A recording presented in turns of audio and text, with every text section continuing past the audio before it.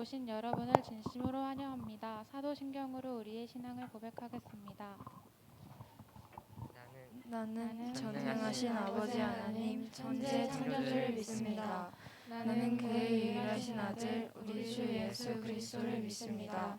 그는 성령으로 잉태되어 동정녀 마리아에게서 나시고 본디오 빌라도에게 고난을 받아 십자가에 못 박혀 죽으시고 장사된 지 사흘 만에 죽은 자 가운데서 다시 살아나셨으며 하늘에 오르시어 전능하신 아버지 하나님 우편에 앉아 계시다가 거기로부터 살아있는 자와 죽은 자를 심판하러 오십니다.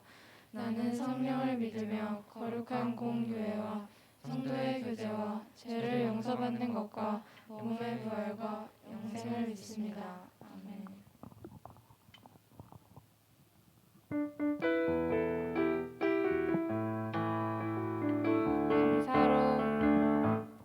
감사로 주님께 나가세 모든 날의 주인이신 기쁨으로 주님께 나가세 모든 복음의 주인이신 감사로 주님께 나가세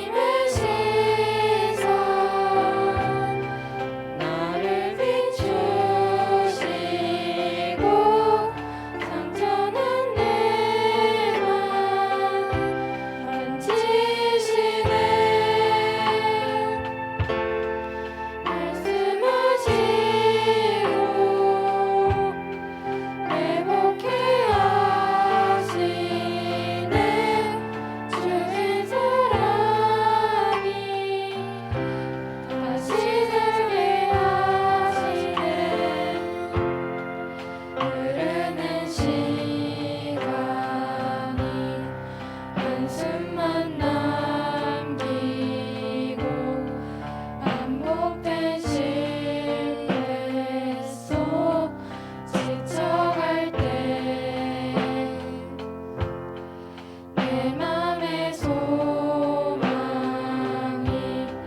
눈물 조각 될 때 내 곁에 다가와 부르시네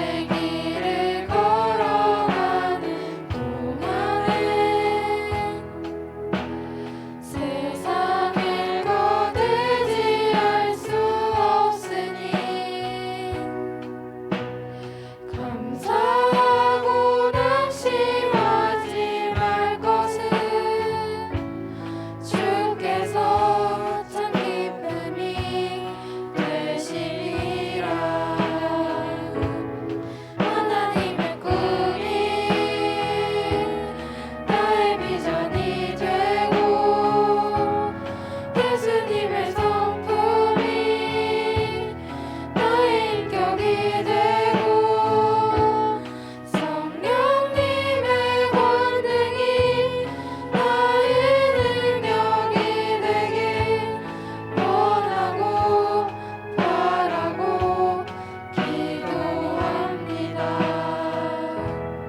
하나님의 꿈이 나의 비전이 되고 예수님의 성품이 나의 인격이 되고 성령님의 권능이 나의 능력이 되길 원하고 바라고 기도합니다.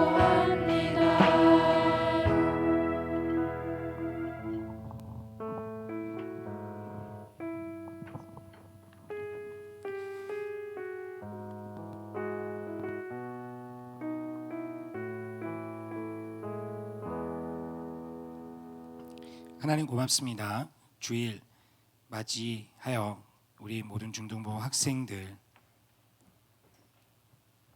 주님 앞에 나와 예배하게 하심에 고맙습니다. 무엇보다도 비가 오고 또 돌풍이 불지만 그러한 와중에서도 또 주님 앞에 나와 예배당에서 하나님께 찬양하며 예배하게 하시면 너무나 고맙습니다. 특별히 우리 예배팀 친구들 이른 아침 새벽에 일어나 일찍 나와 이 예배를 준비하게 하신 그 하나님 또한 그 마음 그 헌신들 주님 기쁘게 받아 주십시오. 이 시간 하나님을 존중히 여기고 하나님의 시간을 소중히 여기며 졸리고 또 따뜻한 이불 속 거기서 편안하고 안락한 시간들을 보낼 수 있음에도 불구하고 자신이 맡은 책임 또 하나님께 드려야 그 예배 하는 그 소중히 여겨 나온 그 마음 주님 하나님 그렇게 존중히 여기사오니 주님 우리 친구들의 삶들을 또한 높여 주십시오. 뿐만 아니라 예배의 자리에 나와 하나님께 예배하는 친구들 또 영상으로 같이 예배하게 되는 친구들 시간을 내어 하나님께 소중한 시간을 드림으로써 하나님께 영광을 올리며 하나님이 얼마나 나에게 중요한 분이신지를 다시 한번 배워가고 고백하는 훈련의 시간들을 가져가는 우리 친구들 주님 우리 친구들의 삶들을 존중히 여겨주시고 아름답게 하여 주십시오. 시험이 끝나고 또 아직 시험을 보는 친구들 하나님 시험 끝남에 또한 감사하며 또한 그 결과가 어찌했던 하나님께 감사하며 평안한 가운데에 또한 다음 시간들을 또한 주어질 또한 방학들을 잘 맞이하며 쉼의 시간을 갖게 해주시고 또 이번 주간에 시험을 보는 친구들 또한 주님 주시는 평안 가운데에 더 임할 수 있도록 주님 도와주시옵소서. 하나님 우리 모든 친구들의 마음의 평안과 기쁨과 하나님께서 우리 친구들을 사랑하고 계심을 우리 친구들이 결단코 실패자나 하나님 떨어지는 자들이 아니라 하나님 나라 안에서 모두 다 존중받으며 하나님께서 격려하고 칭찬하며 소중히 여기는 세상에서 단 하나밖에 없는 존재임을 기억하고 스스로에 대한 자부심과 스스로에 대한 건강한 자존감을 가지고 살아가도록 주님 도와주시옵소서. 감사하며 예수님의 이름으로 기도합니다. 아멘.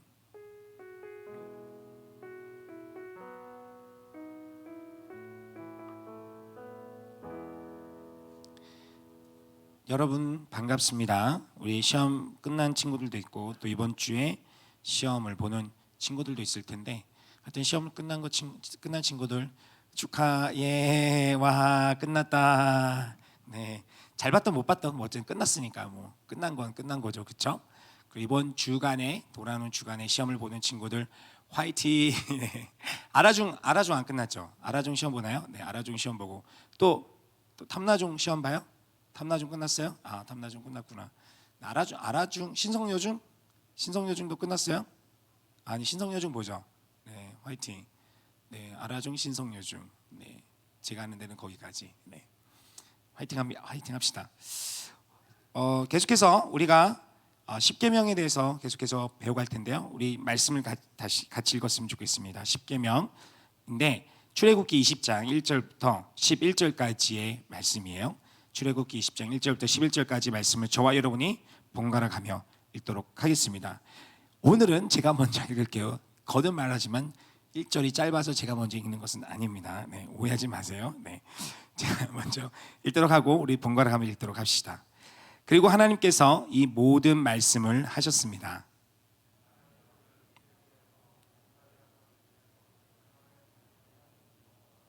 너는 내 앞에서 다른 어떤 신도 없게 하여라.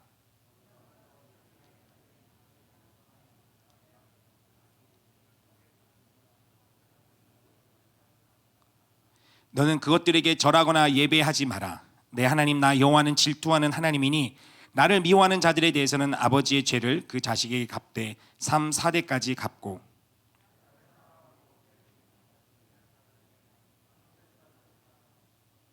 너는 내 하나님 여호와 이름을 함부로 부르지 마라. 여호와는 그 이름을 헛되이 받고 함부로 부르는 자들을 죄 없다 하지 않으실 것이다.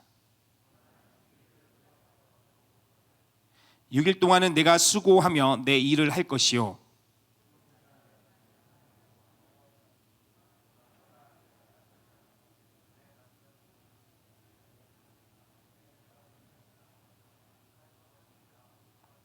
우리 같이 읽겠습니다.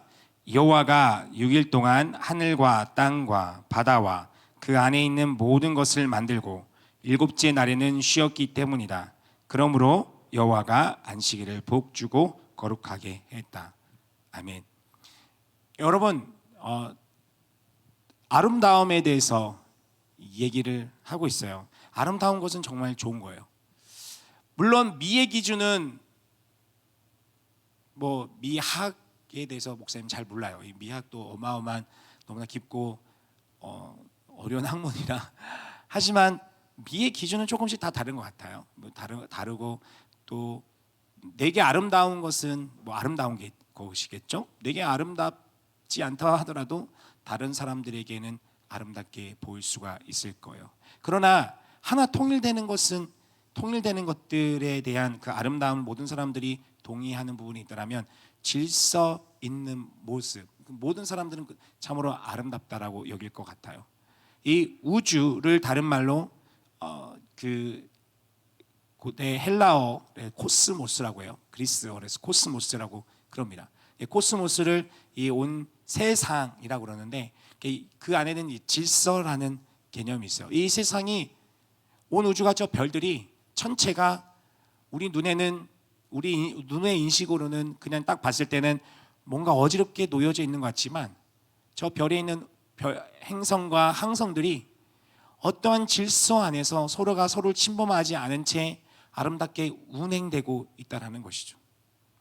그 행성들이나 이 항성들이 이런 별들이 자신의 있는 위치에서 그 역할들을 감당하고 운행일 때 이 세상이 아름답게 그 삶들을 살아갈 수 있다는 거예요. 여러분 알겠지만 우리가 지구와 태양의 거리가 아주 조금만이라도 가까우면 우리는 알죠? 어때요? 살아갈 수가 없어요. 너무 뜨거워서 다 불에 타서 죽거나 그 열에 열기에 타서 죽거나 혹은 그렇죠. 아니면 조금만 더 멀어도 지금에 있는 위치에서 조금만 더 멀어도 우린 다 얼어서 죽게 될 것이에요. 여러분 이 아름다움이라는 것은 사실 미라는 것이 우리 실제적인 삶과 아무 관련이 없는 것이 아니라 사실은 아름다움은 우리 실제적인 삶과 아주 관련이 있어요. 정말 아름다운 삶은 여러분의 삶을 풍요롭게 만들어요. 정말 삶에 아름답게 살아가는 사람은 그 자신뿐만 아니라 주변의 사람들의 삶도 풍요롭게 아름답게 만들어줘요. 그러니까 내 자신만 추구하는 삶을 살면 얼마나 그런 삶을 살아가는 사람하고 그러한 삶을 살아가는 사람들 보고 뭐라고 그러냐면 참으로 추하다 그래. 추하다. 아름답지 못하다. 이기적으로 나만 외치는 사람들을 보면 여러분 그런 사람들하고 같이 하고 싶나요? 왜요? 추하기 때문에. 추하다는 것은 아름답지 못하다는 거죠. 그러나 내 자신의 이익을 위해서가 아니라 내 그 친구가 어려워? 그 친구를 언제나 도와줘요. 친구가 힘들어요? 그 친구 옆에서 같이 울어줘요. 그 친구의 고민 있습니까? 그 친구의 고민을 들어줍니다.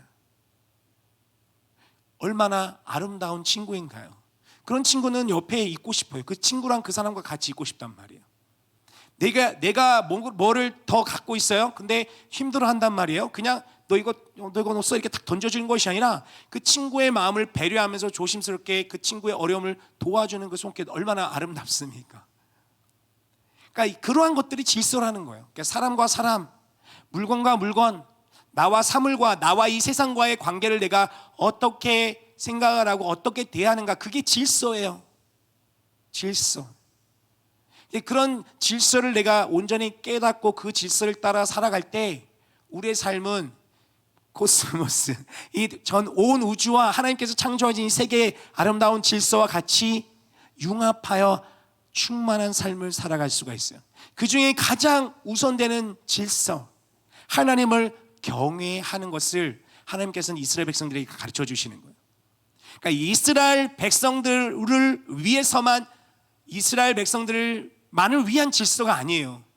이것은 사실 하나님께서 이 세상을 창조하신 그 창조 원리 안에 들어있는 질서예요. 그러나 사람들이, 그러니까 하나님을 경외하고 하나님을 사랑하고 내 이웃을 사랑할 때에 나뿐만 아니라 온 세상이 참으로 충만하고 행복한 삶을 살아갈 수 있었어요.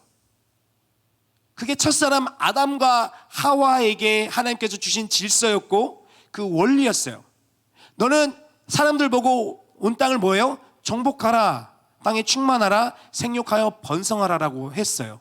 근데 그 자신뿐만 아니라 하나님의 형상, 하나님의 대리자로서 이 세상을 살아가는 모든 생명체들이 생육하고 번성하여 땅에 충만하도록 돕는 역할을 하는 것이 사람의 역할이에요. 여러분, 여러분의 부모님이 여러분이 해준 게 뭐 있다고 그렇게 열심히 번 돈을 여러분을 위해서 투자해요? 그렇죠? 여러분이 해준 게 뭐 있어요? 여러분 부모님한테 없잖아요. 해준 거 있어요? 없죠? 해준 거 많아요. 여러분 존재 자체가 여러분 부모님께, 여러분 존재 자체가 여러분 부모님께 다예요. 그러니까 여러분이 특별히 여러분 부모님에게 뭐 특별한 걸 주지 않는다 하더라도 여러분 부모님은 여러분에게 다 모든 걸 다 쏟아 부어요. 여러분이 생육하고 번성할 충만하도록 이 삶의 한 건강한 사회 시민으로서, 건강한 존재로서 살아갈 수 있도록 여러분을 양육하고 돕는 거예요. 계속해서 쏟아 붓습니다. 그래서 여러분이 건강한 삶을 살아가도록, 여러분이 풍요로운 삶을 살아가도록, 그게 부모의 역할인 것이지만 그게 하나님께서 사람에게 부여한 역할인 거예요. 그 사람이 내 자녀뿐만 아니라 내 주변에 있는 사람, 다른 사람들 역시 그런 풍요로운 삶을 살아가지 못하는 사람들 역시 그런 삶을 살아가도록 돕는 것이 하나님 백성 역할이에요. 그게. 그런데 사람의 선택은 뭐였냐면, 하나님께서 동산에 있는 모든 것들 네 마음대로 해도 좋지만 동산 중앙에 있는 선악을 알게 하는 나무 열매를 먹지 말라고 했잖아요. 이게 되게 중요해요. 그렇기 때문에 계속 반복해서 나오는, 여러분 계속 이 신앙을 갖고 교회에 나오고 예배를 드리고 성경 공부를 하다 보면은 이 이야기는 언제나 들을 수밖에 없어요. 왜냐하면 제일 중요한 거기 때문에. 선악을 알게 하는 나무의 열매를 따먹는 그 행위는 단지 선악을 알게 하는 나무의 열매를 따먹는, 하나님의 말씀을 깨트리는 그걸 넘어서요. 그 상징하는 게 뭐라고 했어요? 언제나 강조하지만 나는 하나님의 피조물이 되지 않겠다. 내가 하나님의 대리자가 되지 않겠다. 내가 하나님이 되겠다라는 선언이에요. 그러니까 다른 존재를 위해 다른 사람을 풍요롭게 만드는 삶을 살아가지 않겠다. 누구를 위한 삶을 살겠다? 내 자신을 위한 삶을 살아가겠다라는 선언인 거예요. 그러니까 질서가 깨져버린 거예요. 질서가 깨져버렸어요. 아름다운 삶, 아름다운 이 세상에 대한 질서가 깨져버린 거예요. 인간인 사람은 다른 사람, 다른 존재를 풍요롭게 만드는 삶을 살아가고 노력을 해야 되는데 그런 삶을 살지 않겠다고 해버리니 창조세계의 질서가 깨져버린 거예요. 모든 사람들은 다 자기의 이익을 위해서 살아가는 거예요. 경쟁하고, 경쟁도 좋은 경쟁이 있어요. 좋은 경쟁이 있어요. 경쟁 자체가 나쁘진 않아요. 경쟁이 서로의 발전을 위해서 하는 것이라면 좋지만, 하지만 어느 정도 수준을 넘어선 경쟁은 사실을 다 죽음에 이르게 만들어요. 하다 보면 내가 질 수도 있죠. 하다 보면 이길 수도 있고. 근데 우리 사회는 땅도 적고 기회도 너무 적다 보니까 그 적은 기회를 얻기 위해선 수많은 사람이 치열하게 경쟁을 해요. 그래서 그 경쟁에서 탈락하면은 우리는 어떤 생각을 갖게 되냐면, 나는 모든 것을 실패해서 다시는 내가 그 기회를 얻지 못할 것이다. 나의 삶은 완전히 꽝, 극단적인 이렇게 가버려요. 근데 적절한 경쟁에, 건강한 경쟁을 할 수 있는 사회를 만드는 것이 사실 하나님 나라의 백성이 해야 될 역할인데 우리 그러지 못해요. 왜? 그렇게 마음을 먹는 사람이 있지만은 어떤 사람은 내가 다 차지할 거야. 나의 행복이 중요해. 나의 승리가 중요해. 아름다움이 없어요. 추한 욕망의 화신들만 있을 뿐이에요. 그래서 그러한 삶을 그러한 세상 속에서 살아갔던, 그래서 패배자로서 노예로서 그런 모든 곳으로부터 얽매이는 삶을 살아갈 수밖에 없었던 이스라엘 백성들을 건져내셔서 그들에게 새로운 질서를 부여하신 거라고 했어요. 그래서 가장 중요한 질서, 너 자신을 위한, 너 자신의 행복을 위해서, 너 자신의 행복만을 생각하다 보니까, 내 자신의 행복만을 생각하다 보니까 이걸 하면 내가 시험을 잘 볼 수 있어. 나 이름을 바꾸면 내 운명이 바뀔 수 있어. 이 존재를 내가 섬기면 이 존재가 나한테 뭐 이런 걸 줄 거야. 그럼 오히려 내 자신의 행복, 나는 더 이상 누군가의 대리자의 삶을 살지 않겠다고 선언을 했지만 오히려 더 노예가 돼버린 삶을 살아버리는 것이 인간의 모습이에요. 그래서 그 노예의 삶을 살아가는 이스라엘 백성들을 건져내셔서 원래의 모습, 너무나 존귀하시고 너무나 아름다우신 창조주 하나님의 대리자로서의 삶을 어떻게 하면 살아갈 수 있는지를 알려주시는 것이 율법이에요. 그 중에 가장 첫 번째 중요한 질서, 하나님을 경외하는 거예요. 하나님 외에 다른 신을 두지 않는 것, 하나님 외에 다른 그 어떤 존재에게도 나의 삶을 맡기지 않는 것이요. 다른 하나님 외에 다른 어떤 존재도 나에게 영향을 끼친다는 것을 받아들이지 않는 거예요. 다른 어떤 존재에게도 구걸을 하거나 다른 어떤 존재에게도 자신의 운명을 맡기지 않는 태도, 그게 가장 중요한 질서예요, 여러분. 내 자신을 위한 삶이 아니라 내 자신의, 여러분 거듭말하지만 내 자신의 욕망을 채우기 위한 삶을 살아가다 보면 결국 무엇이 일어나냐면 여러분의 행복이 아니라 여러분 불행이에요. 행복을 추구하지만 끝내는 뭘 경험하냐면 불행을 경험하는 거예요. 자유를 추구했지만 결국 뭐를 경험하냐면 노예의 삶을 경험하는 거예요. 그게 아담이 경험했던 것이고 인류가 계속해서 경험해 오고 있어요. 나는 자유롭다고 외치지만 사실 거듭말하지만 노예의 삶 사는 것이죠. 그러나 우리를 사랑하시며 우리를 자유하게 하시고 우리를 풍요롭게 만드신 그 하나님, 노예의 삶에서 건져내신 나 여호와가 너에게 이 말한다. 너는 나 외에는 다른 신을 너 앞에 두지 말아라. 내 앞에 두지 말아라. 이게 가장 중요한 질서. 그리고 하늘에 있는 것이든 땅에 있는 것이든 물속에 있는 것이든 육지에 있는 것, 어떤 형상으로도 하나님 형상을 만들지 말라고 그랬어요. 사람은 뭐예요? 오감을 통해서 세상의 정보를 습득하고 또한 받아들여요. 지각을 해요. 그러니 내 눈에 보이지 않고 내가 느낄 수 없고 만질 수 없는 것들에 대한 두려운 마음을 가져. 그러니 사람은 미래에 대한 두려움 때문에 내가 내일도 잘 살아갈 수 있을까? 내일도 내가 지금 누리고 있는 이 행복, 내가 누리고 있는 이것들 내가 누릴 수 있을까? 보증해 주는 것이 없기 때문에 눈에 보이는 뭔가를, 손에 잡히는 뭔가를 움켜쥐려고 해요. 그러니 형상을 만들어요. 형상을 만들어요. 그러니 사람들이, 어떤 사람들은 부적 같은 걸 들고 다니는 거, 혹은 마스코트 같은 걸, 그런 게 있으면 내 마음이 편안해지기 때문에. 하나님께서 말씀하시는 것은 어떤 형상을 만들어 이것이 하나님이야, 이게 있으면 나는 내 마음이 평안해져, 이런 것도 하지 말래요. 왜냐하면 하나님은 어떠한 물체의 어떤 형상에 가두어지는 것이 아니기 때문에. 왜 그러냐면 여러분, 처음에는 형상 자체가 나쁜 게 아니에요. 여러분, 형상 자체가 나쁜 게 아니야. 근데 이게 어떻게 발전하게 되냐면, 사람이 그래요. 어떻게 발전하게 되냐면, 이건 단순히 하나님을 생각하게끔 만드는 어떤 도구였다가, 매개체였다가 나중에 어떻게 되면 이게 자체가 나에게 하나님이 돼버려. 사람이 그래요. 사람 심리가 그렇게 가요. 그러니 하지 말라는 거예요. 하나님은 피조 세계에 머무는 분이 아닌데, 그러니까 피조 세계에 한정되는 분이 아닌데, 우리가 어떤 형상을 만들어 이 형상을 통해 하나님을 생각하는 어떤 매개체로 삼았는데, 그것 자체가 나쁜 것은 아니지만 우리의 사람 심리가 조금씩 지나면 이것을 가지고 있을 때마다 하나님을 생각했던 게 이제는 이것 자체를 내가 하나님으로 여기게 되는 거예요. 그것 역시 이제 우상 숭배하는 거기 때문에 하지 말라는 겁니다. 7절 말씀, 우리 7절 말씀 띄워주시면 좋겠습니다. 우리 7절 말씀 한번 같이 읽읍시다. 7절 말씀. 네, 이 내용이 이제 저희가 지난 몇 주간 같이 나눴던 내용이었었어요. 7절 말씀 우리 한번 한 목소리로 같이 한번 읽어봅시다. 시작. 너는 내 하나님 여호와 이름을 함부로 부르지 마라. 여호와는 그 이름을 헛되이 받고 함부로 부르는 자들을 죄 없다 하지 않으실 것이다. 이게 무슨 말이냐면 여러분들은 그렇게 하는지 아는지 모르겠습니다만 그 사람들이 맹세를 해요. 어떤 것들, 내가 말한 것들엔 진실됨을 강조하기 위해서 맹세를 하는데 누군가의 이름을 대고 맹세를 해요. 그죠? 우리 친구들끼리 우리 그런 친구도 있는지 모르지만은 아무튼 되게 심한 얘기도 해요. 그래서 굳이 그럴 필요 없는데, 왜냐하면 자기의 진실성을 얘기하기 위해서 그런 거죠. 나 이거 만약 내 말이 틀리면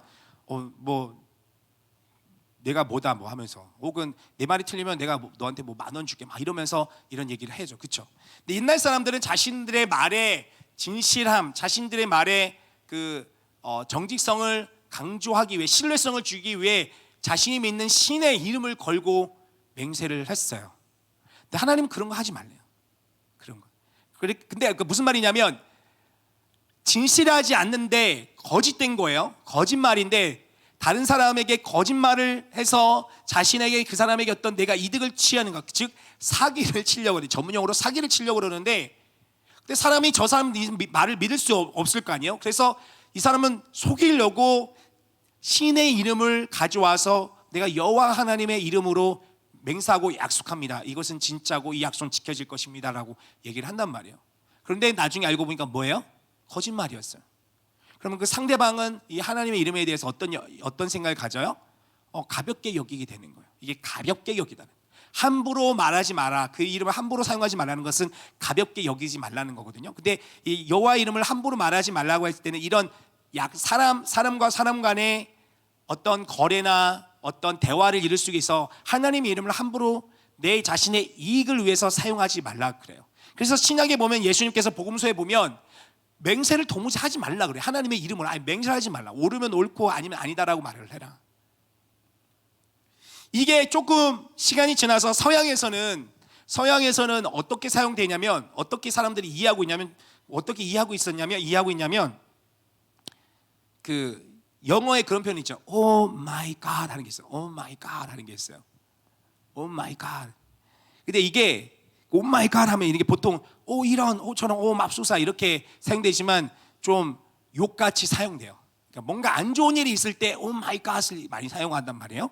그래서 그 경건한 이 좀 보수적 기독교인들, 그러니까 기독교인들이 왜 안 좋은 일이 일어났을 때 Oh my God, 그러니까 하나님의 신의 이름을 거의 갖다 쓰냐 이 말이에요. 그러니까 하나님의 이름을 함부로 사용한다 해서 좀 경건한 기독교인들은 Oh my God 안 해요.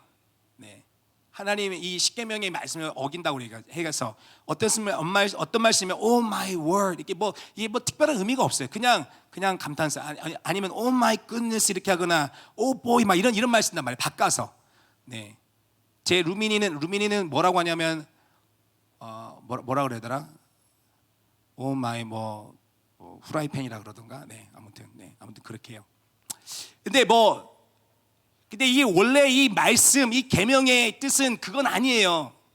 저도 그런 줄 알았어요. 저도 그렇게 배워서. 그러나 성경 말씀의 이 계명의 뜻은 Oh my God 여기 사용하는 이름을 함부로 이런 데 쓰는데 사용하는 이런 뜻은 아닌데 현대 그리스도인들은, 특별히 서양의 그리스도인들은 그렇게 적용해서 사용하고 있어요. 그러나 틀렸다고 생각도 안 해요. 왜냐하면 어쨌든 하나님의 하나님의 이름을 내가 존중히 여기기를 원하는 마음에서 적용하는 거기 때문에 저는 그것도 맞다라고 생각하지만, 어쨌든 원래 이 계명의 뜻은 함부로 맹세하지 말고 하나님을 잘못된 맹세에 하나님을 이용하지 말라 이 말이 이 뜻이에요.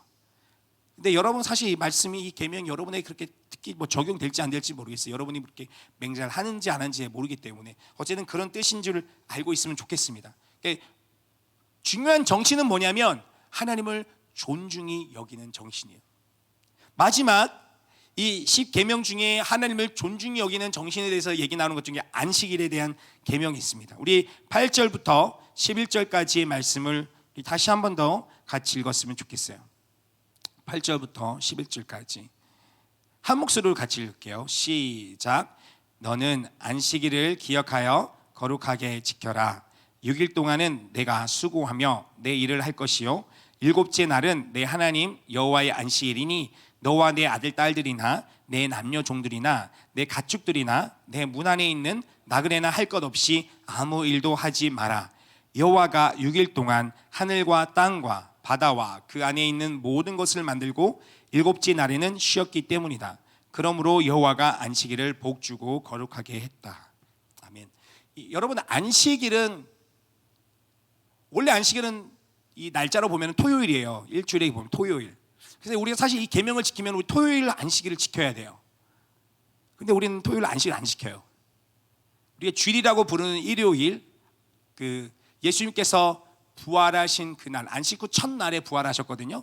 이제 그날에 우리 그리스도인들이 모이는데, 그래서 한동안 교회 우리 기독교는 이 주일이라고 부르는 이 날을 안식일이라고 불렀어요. 사실 성경적으로 보면 안식일 아니에요.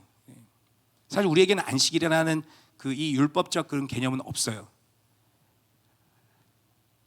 초기 예수 그리스도를 따르는 사람들은 유대인들이었어요. 유대인들. 그러니까 유대인들은 이 율법을 따라 지켜가는 사람들인 거예요.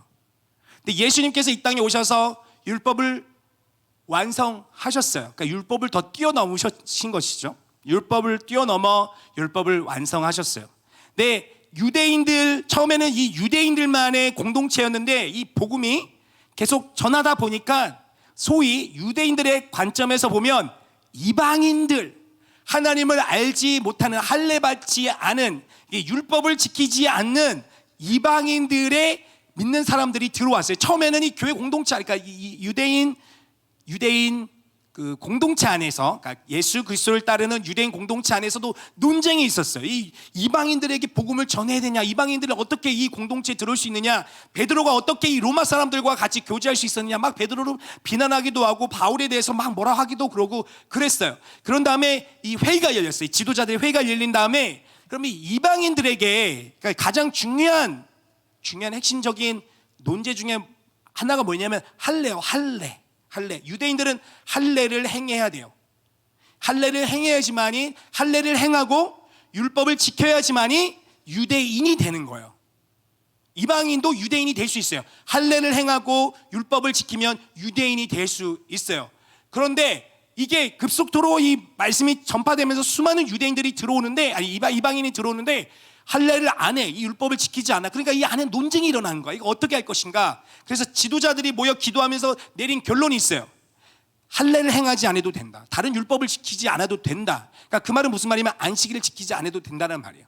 뭐만 지키면 되냐면 우상에게 드려진 짐승의 피를 먹거나 살인을 하거나 또 하나가 더 있는데 그것만 행하지 않으면 된다 그랬어요. 그러면은 우리의 형제로 받아들인다 그랬었어요. 그러니까 여러분, 사실 우리는 이 율법, 안식일을 지켜야 되는 율법에는 우리는 사실 자유로운 사람들이에요. 이방인 그리스도인들은.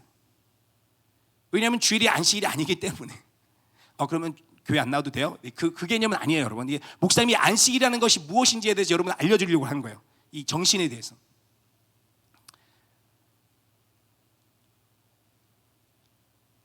점점 유대인 중심의 기독교가 이방인 중심의 기독교로 바뀌어갔어요. 그러니까 유대인들은 점점 사라져갔고 저것 아주 소수가 됐고, 예전에는 처음에는 90% 이상이 유대인이었는데 나중에는 이방인의 숫자가 너무나 많아졌기 때문에 유대인은 이제 아주 소수가 돼버린 거예요. 처음 기독교 공동체는 유대인들이 주류였기 때문에 안식일인 토요일과 예수 그리스도께서 부활하신 날, 그날을 기념하는 모임으로 우리가 소위 주일이라고 부르는 이 안식 후 첫날에 모임을 가졌어요. 그러면서 그것들 기념하고 예배도 드리고 같이 모여 기도하고 찬양하는 시간을 가졌단 말이에요. 근데 안식일에 대한 개념도 없었고 안식일을 지켜야 되는 의무가 없었던 유대인들은, 그러니까 이방인 그리스도인들은 토요일 안 모였어요. 소위 안식일이라고 부르는 토요일 안 모였어요. 언제 모였냐? 안식 후 첫날, 예수 그리스도가 부활하신 안식 후 첫날, 우리가 주일이라고 부르는 일요일에 모이기 시작한 거예요. 점점 이 안식일 토요일은 사라지고 이 주일에 모이기 시작한 거예요. 이 날을 이제는 이방인 그리스도인들 중심이 된 이 교회 공동체는 뭐라고 부르냐면 이 날을 안식일이라고 부른 거예요. 근데 사실 십계명에 나오는 그 안식일의 개념은 아니에요. 그러나 동시에 안식일이에요. 안식일. 어떤 면에서 보면 진짜 안식일이에요. 그게 무엇이냐면 여러분, 하나님께서 6일 동안에 창조를 하시고 7일째 되는 날 쉬셨다고 그랬어요. 그러니 너희도 쉬어라 라고 합니다. 왜? 쉬는 것이 아무 일도 안 하는 게 아니에요, 여러분. 그러니까 6일 동안은 너 자신을 위해, 너 자신의 생계와, 왜냐하면 우리는 노동을 하지 않으면 살아갈 수 없기 때문에, 그러니까 너의 자신의 생계를 위해서 열심히 살아가되 너 자신의 이익만을 위해서가 아니라, 이기적인 삶이 아니라 누군가를 위해서 삶을 살아가는 거예요. 같이 열심히 노동을 하며 이 땅에서 삶을 살아가는 거예요. 하지만 6일 동안 그렇게 살아가고 나서 7일째 되는 날을 그 일을 하지 말라는 거예요. 내 생계를 위해서 살아가는 일을 이제 그만두라는 거예요. 그리고 나서 뭘 하라고요? 쉬라는, 쉬어. 재충전의 시간을 갖는 거예요. 근데 쉰다라는 게 그냥 아무것도 안 하는 게 아니라 내가 이 살아갈 수 있는 이유, 이 세상을 창조하신 이유, 내가 노동을 했는데 내가 열심히 노동한 대가를 내가 얻을 수 있는 이유, 씨를 뿌리고 밭을 갈고 씨를 뿌리고 열심히 물을 주고 비가 시기적절하게, 이른 비와 늦은 비가 적절하게 내려야 되고 적절한 일조량이 쬐야 돼야지만이 우리는 농사를 짓지 않지만 그렇다는 거예요. 그것들이 이제 자라날 수 있고, 곡식이 자라나 수확을 거둘 수 있는 것들을 계속 상기하는 거예요. 내가 아무리 노력을 한다 할지라도 하나님께서 내게 복을 주지 않는다면 나는 이 삶을 살아갈 수 없다는 것을 다시 한번 인지하고 고백을 하는 거예요. 이 모든 것이 하나님께서 창조하셨고 나의 삶을 지탱하시는 분이 하나님이라는 것을 다시 한번 기억해, 리마인드 하는 시간을 갖는 거예요. 내가 나의 생계만을 위해서 열심히 일 하다 보면 내가 누구인지도 잊어버려. 내가 진짜 돌봐야 될 사람들에 대해서 잊어버려. 내 가족에 대해서도 잊어버려. 그런 분들도 있어요. 내가 하고 있는 일이 너무 잘 되고 좋아요. 그러니까 이 사업을 일으키고 이 비즈니스 하는 것들이 너무, 내가 지금 하고 있는 일이 너무 재밌고 여기서 인정받고 승승장구하는 것들이 너무 재밌어서 거기에 몰입돼 있어요. 근데 가정, 집안에는 아내와 아이들, 아내 혼자서 이 자녀를 막 양육하고 있어. 얼마나 힘든지 모르고. 그러니까 내가 일만 하고 있다라면은 다 잊어버리는 거예요. 근데 쉼을 통해서 내가 돌봐야 될 사람들, 내가 어떤 존재인지, 내가 누구부터 시작했고 내가 어디로 가고 있는지를 리프레시하는 그 시간들이 필요하다는 거예요. 그래서 이 모든 것이 하나님부터 왔음을 인정하고 고백하는 게 안식일인데, 여러분, 거듭 말했지만 이방인 그리스도인들에게는 그 안식일 개념이 없어요. 이방인들에게 우리와 같은 그 예수 그리스도로 말미암아 새로운 이스라엘이 된, 유대인과 이방인이 하나가 되어 이제 새로운 이스라엘이 된 우리에게서는 이 주일이라고 부르는 이 일요일, 안식 후 첫날, 우리에게는 이것이 또한 더불어 안식일이 될 수 있는 게 무엇이냐면, 예수 그리스도는 안식 후 안식일 전날에 죽으셨어요. 그러니까 이것은 무슨 말이냐면, 기존 옛 시대, 그러니까 율법의 시대, 그 시대의 종말을 고하는 거예요. 그것으로는 절대 생명을 살릴 수 없는 거예요. 그러니까 율법 자체로는 생명을 살릴 수가 없어요. 그러니까 율법의 시대의 종말, 그것이 거하는 것은 죽음인 거예요. 그러니까 예수 그리스도의 죽음이 상징하고 알려주는 그것이죠. 근데 안식일이 지나서 안식 후 첫날 예수 그리스도께서 부활하셨어요. 그 누구도, 목사님 예전에 얘기했죠. 하나님의 말씀을 100% 온전히 순종함으로 하나님의 뜻에 살아가며 그 말씀을 이루어낸 사람이 아무도 없단 말이에요. 그런데 온전히 하나님의 뜻대로 살아가고 죽으시고 부활하심을 말미암아 새로운 삶의 환경이 열려진 거예요. 그러니까 새 창조가 일어나요. 새로운 생명의 창조.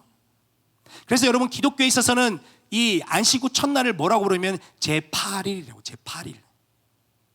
새로운 창조의 날.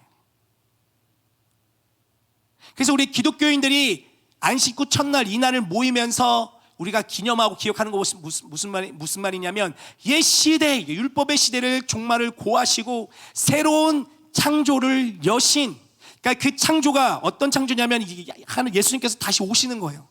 그러니까 미래가 다가 우리가 미래를 이 개념이 이해될지 모르겠습니다만 예수 그리스도가 부활로 말미암아 새로운 창조가 열렸어요. 예수 그리스도 안에서의 생명, 영생. 이전에는 그 누구도 얻을 수 없는 그 영생이 이제는 예수 그리스도를 믿는 모든 자들에게는 새로운 생명을 얻을 수 있는 그 길이 열렸다라는 거예요. 그게 새로운 창조예요. 그 새로운 창조의 온전한 완성은 그 미래는 다가오고 있는 게 그 종말이에요. 종말. 근데 그 종말은 거듭 말하자면 완전한 종말, 예수 그리스도의 죽음으로 말미암아 이 율법의 시대가 종말이 선포되어졌는데 완전한 종말은 아니에요. 어쩔 수 없이 죄에 넘어질 수밖에 없고 죄를 지을 수밖에 없고 내 자신을 위한 삶을 살아갈 수밖에 없고 그렇기 때문에 누군가를 상처를 주고 누군가를 착취하고 빼앗고 얽매이는 삶을 살아가며 내가 노예인지도 모른 채 누군가의 노예가 되어 죽음과 사망의 가운데 살아가는 이 사람들이 그렇고 그런 삶들을 살아가는데 그 법 위에 있어서 내가 모든 걸 컨트롤하겠다고 여기는 그런 사람들 스스로가 왕인 줄 여기며 다른 사람을 착취하며 살아가는 이 세대의 종말이 이미 선포되어졌는데 완전한 종말이 이루어진 건 아니에요. 그 종말이 언제 오냐면 완전한 종말은 예수 그리스도께서 다시 돌아오시는 날. 그런데 그렇기 때문에 여러분 이거는 좀 정말 중요한 개념인데 그래서 이미와 아직이라는 개념이 있어요. 이미 예수 그리스도의 죽음과 부활로 말미암아 하나님의 옛 시대에 대한 종말과 새로운 시대에 대한 선포가 이제 선포되고 열려졌어요. 이미 선포되었지만 아직 완전히 임한 게 아니라는 것이죠. 그래서 예수 그리스도를 믿는 사람들은 아직 완전히 임하지 아니한 하나님 나라의 종말을 이미 맛보는 거예요. 그러니 옛 시대는 우리에게 사라져버리는 거예요. 그러니까 옛 구습들이 우리를 얽매이지는 못해요. 옛 율법들이 우리를 얽매이게 하는 게 아니란 말이에요. 그러니 안식일을 율법에 나와 있는 토요일 안식일을 꼭 지켜야 된다 아니에요. 그걸 주장하는 사람들이 있어요. 그게 이제 안식교라고 그러는데 안식교. 안식일을 지켜야지만이 우리는 할례를 행하고 율법을 지켜야지만이 우리는 구원을 받는 것이고 하나님의 말씀을 따르는 것이라고 그러는데 전혀 이러한 이해가 없기 때문에 이 말씀에 대한 이해가 없기 때문에 이상한 소리를 하는 거예요. 그래서 여러분 우리에게는 이 제7일이 참 안식이에요. 하나님께서 하나님 백성들에게 주는 참 안식, 우리가 주일이라고 부르는 이 날. 우리는 무엇에 대한 평안을 얻냐면 예수 그리스도는 다시 돌아오신다. 근데 그 예수 그리스도께서 우리에게 그 성령을 선물로 주셨다. 지금 나의 삶은 위험하고 나의 삶은 두렵고 불안하고 하나님 내 눈에 보이지 않기 때문에 나는 흔들려. 내 미래는 다음 날은 내가 어둠이야. 힘들어. 나는 다음에 내가 취직할 수 있을까? 내 좋은 대학, 좋은 고등학교, 좋은 친구들 만날 수 있을까? 나는 결혼할 수 있을까? 아니 결혼보다도 내가 원하는 삶을 살아갈 수 있는 이런 다양한 욕망과 생각과 바람들로 인해서 믹스가 돼버린 혼란스러운 나의 마음속에 예수님이 찾아와 주셔서 괜찮아. 내가 너와 함께한다. 평안하라. 평안하라. 안식을 누리는 거예요. 우리가 예수 그리스도를 계속해서 경험하면 경험할수록 내 자신을 향했던 그 마음들은 조금씩 사라지고 하나님의 제자로 하나님 나라의 백성으로서 예수 그리스도의 제자로서 흔들리지 않고 평온한 가운데에 내 자신만이 아니라 주변 사람들 가운데에 이 질서들을 회복하며 아름다운 삶을 살아갈 수 있도록 돕는 역할을 할 수 있어요. 그래서 여러분 우리에게는 이 주일이라고 부르는 이 날, 사실 정확히 말하면 안식일은 아니지만 참 안식일, 구약에 나오는 이 안식일은 아니지만 어떤 면에서 사실 진정한 안식, 예수 그리스도를 통해 우리에게 주어진 참 생명, 영생을 누리고 경험하고 다시 한번 확인함을 통해서 내 마음의 평안과 확신, 주님과 내가 동행하는 사실들을 다시 한번 점검하고 확인하는 그 순간, 진정한 이 안식일 날, 6일 동안 열심히 나의 삶을 살아가고 때로는 치기도 하고 상처를 받기도 하고 좌절하기도 하고 낭망하지만 다시 한번 주일 주님 앞에 나와, 매일매일 삶이 그래야 되지만 다시 한번 주님 앞에 나와 주님께서 주시는 그 평안을 내가 확인하고 확신하며 다시 한번 그리스도의 제자답게 살아가는 그 순간, 우리에게는 이것들이 필요한 거예요. 하나님 외엔 다른 신을 내 앞에 두지 않는 것, 하나님을 존중히 여기는 것, 하나님만이 나의 삶에 영향을 끼치는 분이시며 나의 모든 존재, 나의 삶, 나의 운명, 나의 모든 것들을 하나님께 맡긴다는 태도. 하늘이나 땅이나 물속에 있는 그 어떤 것도 어떤 형상을 만들지 않고 내가 나의 두려움을 내가 내 스스로 나의 두려움에 안정감을 주기 어떤 형상을 만들어 이것이 하나님의 것, 이게 아니라 하나님이 말씀하신 그 말씀 그 자체를 받아들이며 그 말씀을 하나님을 신뢰하며 살아가는 삶, 하나님의 이름을 함부로 남용하지 않는 것, 하나님을 함부로 대하지 않는 것, 안식일, 예수 그리스도를 통해 우리에게 주어진 그 참 평안, 참 생명을 내가 누리는 시간이에요. 그 통해 다시 한번 그 생명을 가지고 살아가는 것. 그러니까 이런 것들을 우리가 이루어졌을 때 이게 가장 중요한 질서예요. 이게 가장 중요한 질서. 이 네 가지지만 사실은 하나예요. 하나님을 경외하는 것, 하나님을 사랑하는 것.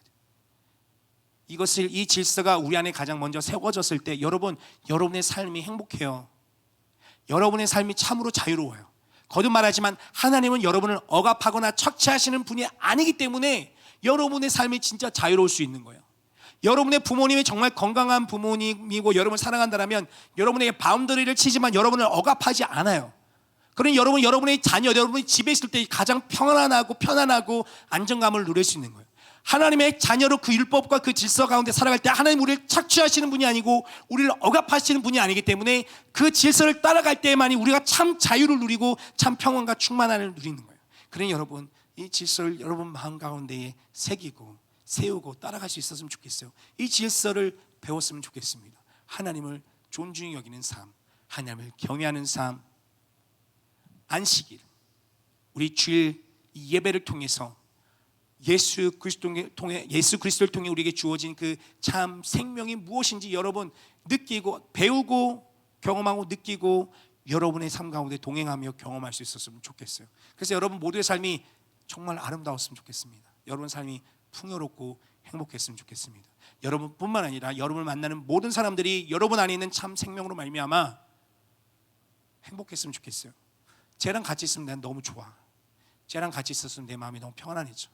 쟤랑 같이 있으면 내 모든 근심이 사라져. 쟤랑 같이 있으면 내가 너무나 힘이 돼. 여러분 그런 존재가 되십시오. 그리고 여러분 그런 존재가 될 수 있습니다. 기도합시다.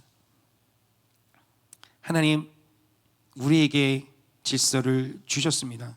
하나님께서 주신 질서, 하나님을 가장 질서 중의 질서, 가장 중요한 질서, 하나님을 존중히 여기는, 하나님을 사랑하는, 하나님을 경외하는 태도, 무엇보다도 안식일을 지키며 우리에게 주신 새 창조의 날, 하나님 우리가 주일이라고 부르는 이 날, 예수를 통해서 우리에게 주어진 그 평안과 생명을, 영생을 누림으로 말미암아 하나님이 영생을 가지고 있지 못하는, 삶의 평안을 누리지 못하고 있는 근심과 두려움과 절망과 좌절 가운데 있는 자들에게 평안을 전하는 자들이 되게 하여 주시옵소서. 고맙습니다. 예수님의 이름으로 기도합니다. 아멘. 우리 다 같이 일어나셔서 여러분이 드린 예물을 봉헌하도록 하겠습니다.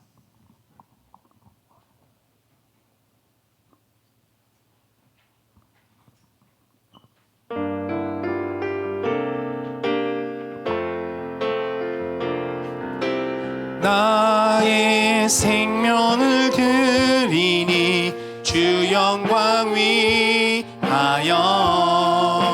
사용하옵소서. 내가 사는 날 동안에 주를 찬양하며 기쁨의 제물 되리. 나를 받아주소서. 주님 앞에 나와 예배할 때에 빈손으로 나오지 아니하고 하나님 이 세상에 가장 중요하게 여기는 물질, 하나님 그 예물을 주님 앞에 드림으로 하나님이 보다 그 더 가치 있는 분이시며 더 중요하고 소중한 분임을 하나님 고백하는 그 훈련들을 해나가게 해주심에 거듭 감사를 드립니다. 주님, 평생에 하나님을 가장 존중하며 경외하는 삶들을 살아가는 그 태도가 우리 모든 중등부 학생들에게 새겨지기를 간절히 원합니다. 하나님을 존중히 여기며 살아가는 삶을 살아갈 때에 하나님이 나의 삶을 존중히 여기시는, 나의 삶을 높이시는 삶들을 알게 하시고 경험하게 하시고 고백하며 그 하나님의 그 놀라운 일들을 전하는 아름다운 삶들을 살아가도록 인도하여 주시옵소서. 고맙습니다. 예수님의 이름으로 기도합니다. 아멘. 우리 주 예수 그리스도의 은혜와 아버지 하나님의 사랑과 성령님의 함께 하심이, 질서 중에 질서인 하나님을 경외하는, 하나님을 사랑하며 하나님을 존중히 여기는 삶, 그 질서를 배우고 지켜 따라가므로 참으로 아름다운 삶들을 살아가기 결단한 모든 중동부 예배자 위에 지금부터 영원까지 함께 하시기를 축원하옵나이다. 아멘.